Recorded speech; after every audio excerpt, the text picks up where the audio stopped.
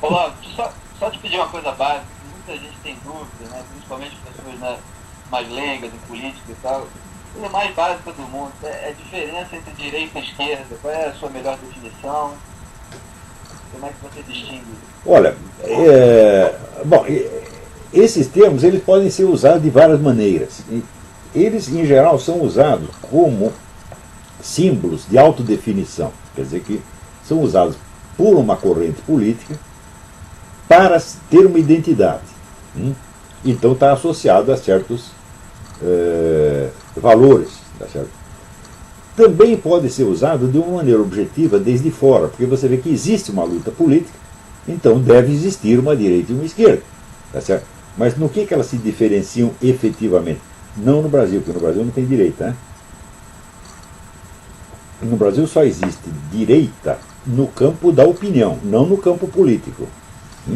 Então, no momento, eu não posso dizer que eu sou de direita, eu estou de direita. Né? Quer dizer, porque no momento é necessário defender certas coisas que estão sendo, vamos dizer, escorraçadas da vida pública e elas têm que ter a sua presença lá.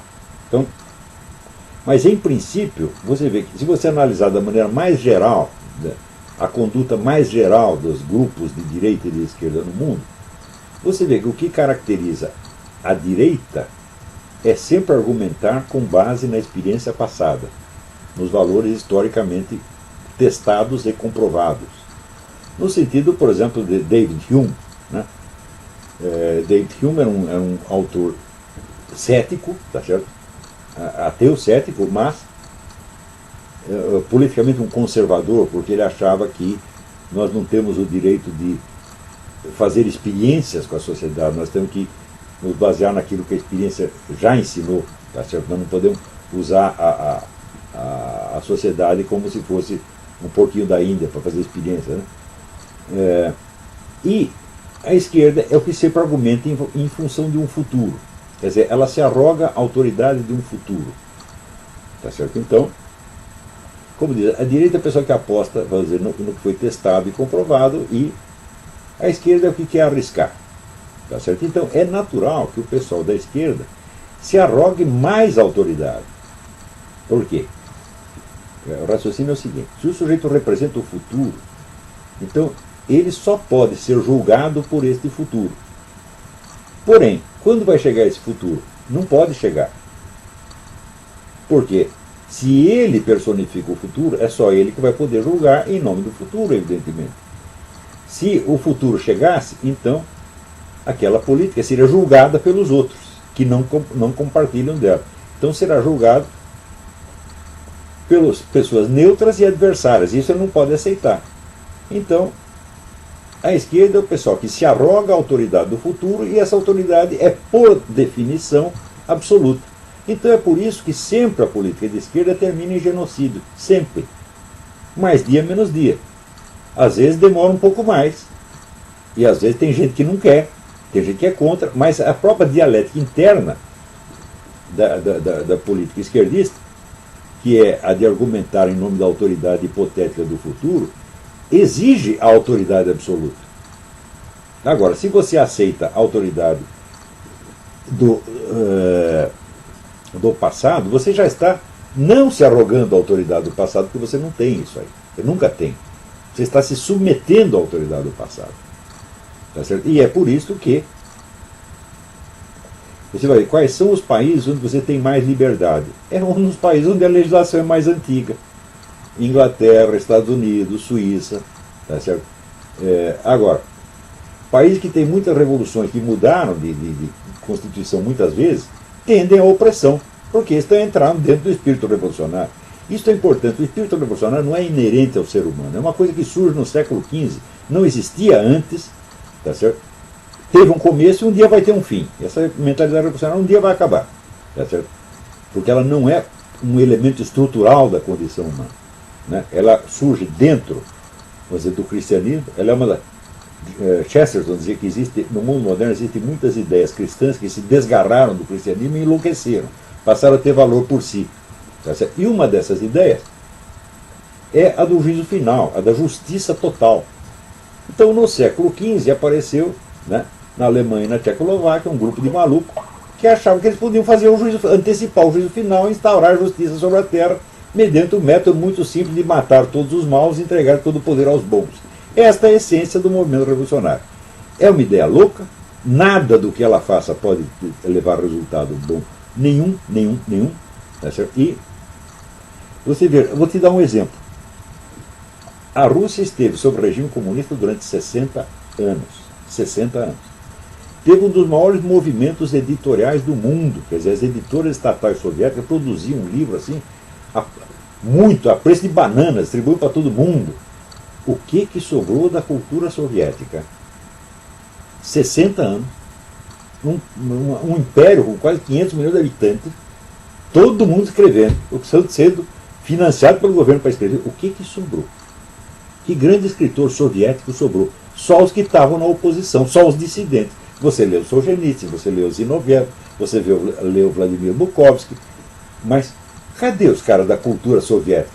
Sumiram, não sobrou nada. É tudo besteira. Então, aquele brutal investimento deles em cultura, educação, tudo deu em nada.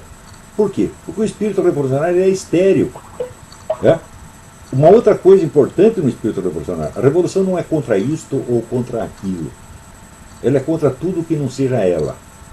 E você vê, o movimento revolucionário, ao longo do seu desenvolvimento, ele adotou todas as ideologias possíveis. Com versões completamente diferentes. O movimento revolucionário, ora era internacionalista, queria acabar com a soberania nacional, ora era nacionalista, tá certo? Ora era racista, ora era antirracista. O próprio Karl Marx dizia que para implantar o socialismo seria preciso eliminar vários povos inferiores. É uma noção racista que estava ali. Depois ficou feio ser racista, eles apagaram isso aí e decidiram mudar a conversa. Porém, quando interessa, volta a conversa racista de novo. Tá certo? Outra coisa. Quando houve a Revolução Soviética, havia uma certa tendência de liberação sexual ali no meio. E tentaram isso. Mas logo o governo viu que aquilo ia virar uma anarquia e mandou parar e fuzilou não sei quantos gay, prostituta, gente que estava fazendo suruba. Foi um desastre.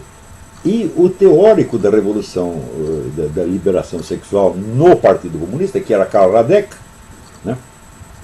graças à propaganda dele do sex libre, apareceu um monte de moleque lá sem pai. Então eles diziam que eram os filhos do Karl Radek. Ninguém sabia quem era o pai, então eram os filhos do Karl Radek. Quando o Karl Radek caiu em desgraça, o Stalin manda o Karl Radek para uma prisão de jovens que o matam a pontapés. Então esse foi o resultado do sex libre soviético. Então, às vezes eles são pelo sex libre, às vezes são pela repressão sexual, eles mudam de ideia. Então querer compreender a revolução, o movimento revolucionário, em termos de uma ideologia, é errado. Ele tem muitas ideologias, ele troca de ideologia como troca de cueca. Então, o que caracteriza o movimento revolucionário é esta absorção da autoridade do futuro. Todos os movimentos revolucionários são assim. O comunismo é assim, o nazismo foi assim, o fascismo foi assim, o anarquismo é assim, todos. A Revolução Francesa foi assim, sempre. Nós vamos ter um futuro brilhante e eu já represento esse futuro agora, portanto, eu estou acima da sociedade presente e sou acima da autoridade de todos os presentes. Eu personifico o futuro. Vou só um parênteses nisso aí, que essa semana teve um depoimento de uma Black Bloc que falou assim: estamos lutando por algo que ainda não sabemos o que é, mas que pode ser o início de algo muito grande que pode acontecer mais para frente. Isso, algo que não sabemos o que é, mas que pode ser o início de algo que nós também não sabemos o que é. Pois é, aí eu peguei vários depoimentos de revolucionários de todas as épocas, desde 68, alguns que estão nos seus artigos, outros que eu pesquei por aí. Até aquele do Lula, que é o mais emblemático disso, que ainda não sabemos que tipo de socialismo queremos. Ninguém nunca soube, ué. O PT, está no programa do PT, no programa do PSOL, o Daniel Cohn-Bendit falava isso em 1968, não sei pronunciar o nome dele. Aí eu botei um trecho seu de um artigo que eu queria até ler, que é sobre isso. Você fala, dois trechos, Karl Marx já opinava que era inútil tentar descrever como seria o socialismo, já que este iria se definindo a si mesmo no curso da ação anticapitalista. Sim. Nessas condições é óbvio que 200 milhões de cadáveres, a miséria e os sofrimentos sem fim criados pelos regimes revolucionários não constituem objeção válida. O revolucionário faz a sua parte, destrói. Substituir o destruído por algo de melhor não é incumbência dele, mas da própria realidade. Claro, tem que aparecer sozinha, é. Se a realidade não chega a cumpri-la, isso só prova que ela ainda é má e merece ser destruída um pouco mais. Exatamente, então é destruição sem fim. Essa é a dialética interna da mentalidade revolucionária. A destruição não pode ter fim. Então, o pessoal pensa, por exemplo, a revolução comunista ela vai tirar a burguesia do poder, né, e vai então o proletariado subir, etc, etc. Eu digo, não é assim. A revolução comunista, a luta de classe começa mesmo depois que os caras estão no poder. A destruição da burguesia é, vamos dizer, o item número 1 do governo revolucionário. E isso pode se prolongar pelo resto da vida. Por quê? No começo se define o burguês como aquele que tem a posse dos meios de produção. Depois que ninguém mais tem a posse dos meios de produção, então é aquele que tem alguma coisa. Por exemplo, os kulaks, os camponeses da Rússia, né, não eram os que tinham os meios de produção, eram os que tinham 2 vacas em vez de uma. Né, depois uma vaca, e assim por diante. No fim, quando ninguém tem mais nada, é aquele que tem a mentalidade burguesa. O que é a mentalidade burguesa? É a mentalidade individualista. Então você pega lá o poeta, o Boris Pasternak, que nunca fez mal a uma mosca, mas ele falava de emoções individuais. Emoções individuais, isso é ideologia burguesa, pôr o Pasternak na cadeia. É assim, a coisa não termina. Você vê no Brasil, você não tem direita política nenhuma, você não tem nenhum partido defendendo ideais de direita, nada, nada, nada. E o governo fica toda hora falando mal da direita, dizendo, se sentindo acuado pela direita. Né? E quem é a direita? A direita é eu, o Reinaldo Azevedo, o Lobão e a Graça Salgueiro, e o Heitor de Paula. Aliás, você numa entrevista para o Pedro Bial, acho que em 96, né, por aí, você já falava disso, que a esquerda está no poder, já era hegemônica, né, e ainda se fazia de coitadinha. Quanto mais poder tem, isso é característico. Você veja aqui, se você estudar o governo Stalin, você vai ver o Stalin, quanto mais poder tinha, mais apavorado ele estava e mais inimigos ele enxergava em toda parte. E Hitler é a mesma coisa. O Hitler, na última semana, ele veio reclamando, eu não mando nada nesta coisa, ninguém me obedece.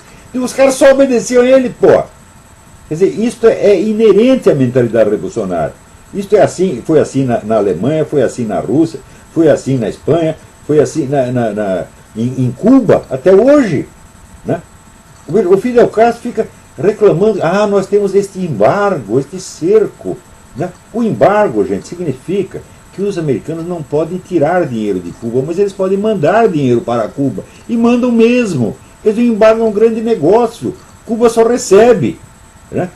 Quer dizer, antes da Revolução estava ruim por quê? Porque nós tínhamos comércio com os imperialistas. Agora está ruim por quê? Porque nós não temos mais comércio com os imperialistas. Quer dizer, vale tudo. Esse pessoal, o revolucionário é eminentemente um palhaço, um fingidor. Para entender o seguinte, mentalidade revolucionária não é normal na espécie humana. Mentalidade revolucionária é um subproduto do cristianismo, que surge, vamos dizer, com a ideia da segunda vinda do Cristo. São os caras que não querem esperar a segunda vinda do Cristo, mas querem apressá-la. Querem fazer como eles mesmos querem fazer o juízo final. Foi um fenômeno que surgiu dentro do cristianismo. É uma perversão do cristianismo. Então, isso aí começou um dia, mais ou menos no século XV, e vai ter que acabar um dia. Já está durando demais. Eu acho que qualquer sujeito que vem aqui prometer um futuro melhor, a gente tem que botar no hospício na mesma hora. Ninguém tem capacidade para criar uma sociedade nova. Não tem. Isso aí, vamos dizer, faz parte daqueles negócios que o Max Weber diz, o conjunto dos resultados impremeditados das nossas ações. A sociedade tem que ser deixada a si própria para ela ir resolvendo seus problemas de maneira parcial. Um resolve um pouquinho, outro resolve um pouquinho, e no fim, ou tudo melhora ou tudo piora. Entendeu? Agora, a ideia de um comando central que vai criar uma nova sociedade, que ele mesmo diz que não sabe que sociedade que é, e você ainda vota no cara para fazer uma coisa que não sabe o que é. Olha, todo mundo riu da piada do Tiririca. Aquele negócio, você sabe o que faz um deputado federal? Não, eu também não sei, mas se você votar em mim, eu vou lá, vejo e conto para você. Qual é a diferença entre dizer isto e dizer não sabemos o socialismo, tipo de socialismo que queremos? Eu não sei o que eu quero, mas vote em mim, que daí eu vou lá verificar e conto para você. É a mesma coisa. Quer dizer, qual é a diferença entre o raciocínio do Tiririca e o do Lula? Nenhum. Né? Só que um, vamos dizer, ele é palhaço assumido. Né? E o outro é palhaço, tá certo? Camuflado de homem sério. Já caminhando para o final, eu peço desculpas aí se não der tempo de ler as perguntas dos internautas, mas